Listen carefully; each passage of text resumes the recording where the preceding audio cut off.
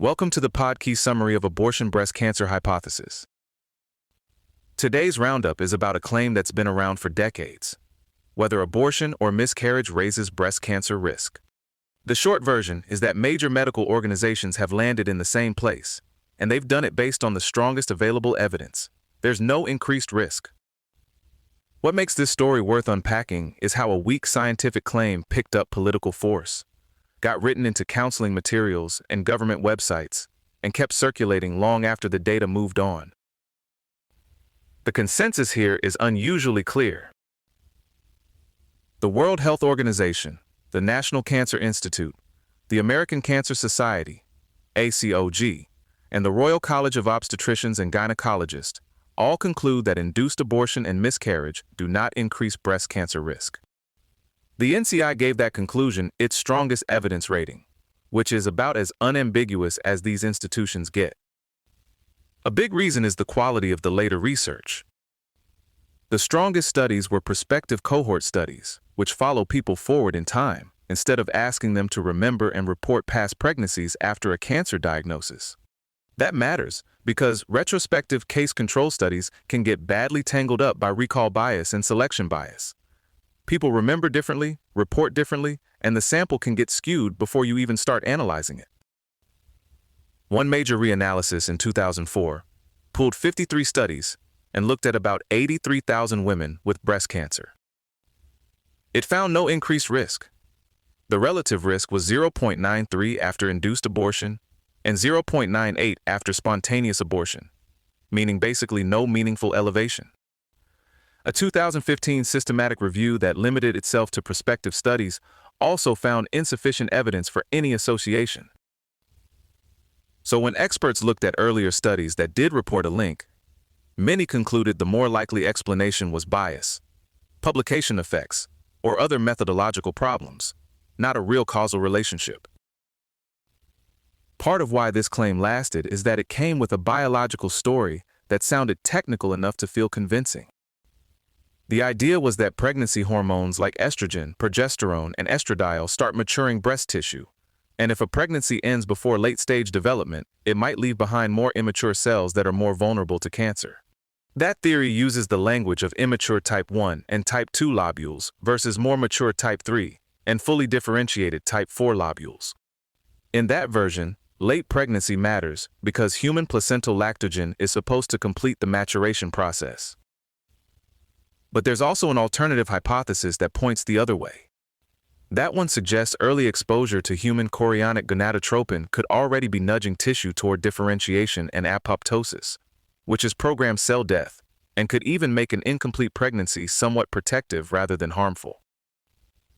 So even at the mechanism level, this was never a clean, settled chain of cause and effect, and a lot of the original mechanism talk came from rat experiments in the 1980s. Those studies did not show interrupted pregnancy rats had higher cancer risk than virgin rats. At most, they suggested possible differences in benign lesions.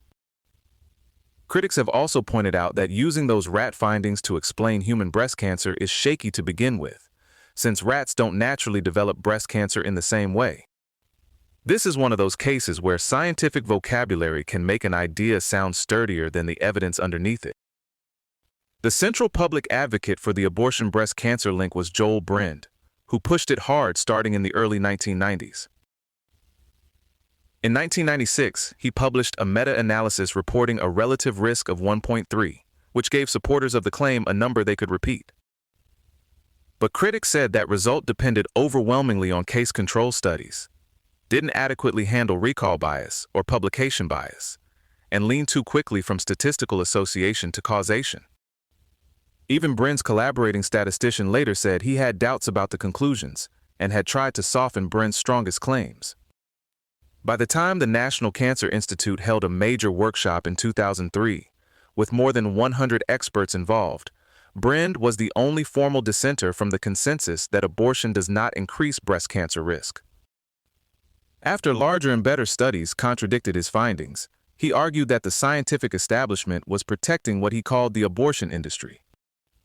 That's the point where this stopped looking like an unsettled evidence question and started looking much more like a political identity marker. The political life of this claim is really the second half of the story. In the 1990s, after direct action and violence became politically discredited, parts of the anti-abortion movement shifted toward a strategy built around mandated counseling, waiting periods, and legally required warnings. The breast cancer claim fit neatly into that toolkit because it sounded medical, alarming, and simple enough to print on a state pamphlet. As of 2019, states including Alaska, Kansas, Mississippi, Oklahoma, and Texas use counseling materials that incorrectly suggested abortion might cause breast cancer. Similar legislation was introduced in 14 other states, even though public health editors warned that these mandated statements contradicted established evidence. The controversy got especially intense in late 2002, when the George W. Bush administration changed the NCI website. The old version had said, well-regarded studies had resolved the issue negatively. The revised version presented the evidence as uncertain. That sparked enough backlash that the NCI convened its 2003 workshop, and the result was a reaffirmation that there is no link. So, in a very literal way, the scientific record had to be reasserted after politics tried to blur it. The dispute also spilled into legal arguments about informed consent and compelled speech in medicine. In Kjellsrud v. MKB Management Corporation, a North Dakota judge rejected a challenge to an abortion clinic brochure that followed the evidence and did not include the cancer warning.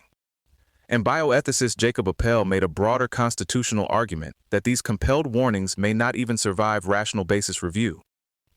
His point was pretty straightforward. Childbirth is substantially more dangerous than abortion, yet laws often don't require that comparative risk to be disclosed, while some states have wanted to force disclosure of a breast cancer risk the evidence does not support. That gets to the bigger issue here. Informed consent is supposed to help patients understand real risks, not serve as a delivery system for contested ideology dressed up in medical language. So if you hear the abortion breast cancer claim framed as an open medical question, it really isn't, at least not in the eyes of the major organizations that review this evidence for a living. The research moved toward clarity. The politics kept moving anyway.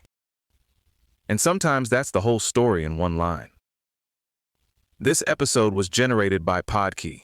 Create your own at podkey.fm.